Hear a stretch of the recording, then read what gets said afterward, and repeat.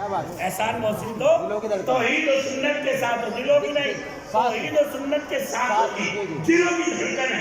یعنی جب توحید و سنت کا مدبانہ کہیں سانس لیتا ہے اور احسان کی زبان میں توحید باری سنتا ہے تو مچل اٹھتا ہے. جب خدا کے نبی کے اوصاف و کمالات کو سنتا ہے تو مچل اٹھتا ہے. کیسا احسان محسن ہوگا جس نے دنیا کو بصارت سے محروم رہا لیکن بصیرت کے وہ ابواب کھولے کہ مردوں کے لیے بھی کھولے اور عورتوں کے لیے بھی کھولے، اور دنیا کی کوئی شرک آپ کی بصیرت. اس لیے میں نے شیر پر بھی لکھا ہے کہ جامعہ قاسم العلوم جو ہے علم و عرفان بصیرت الدین کے لیے مشہور ادارہ خدیجۃ الکبریٰ بنا.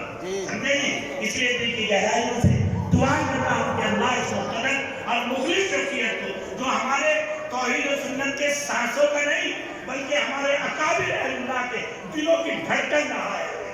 اور کبھی بھی بڑا کوئی پروگرام پورے ملک میں ایسا نہیں ہوا جہاں صف اولیٰ کے علماء جمع ہو اور وہاں ایسا نہیں. اس لیے کوٹیسرے والوں اپنی نسبت پر فخر کیا کرو کہ اللہ تبارک و تعالیٰ نے اس سادے سے بندے کے ذریعے سے اللہ نے کوٹیسرے کو خدا کی قسم اطراف عالم میں پہنچا دیا، اور یہاں کے فیض کو یہاں کی مٹی سے، یہاں کے کھیتوں سے اور یہاں کی نمناک مٹی سے ایسی ایسی جلیل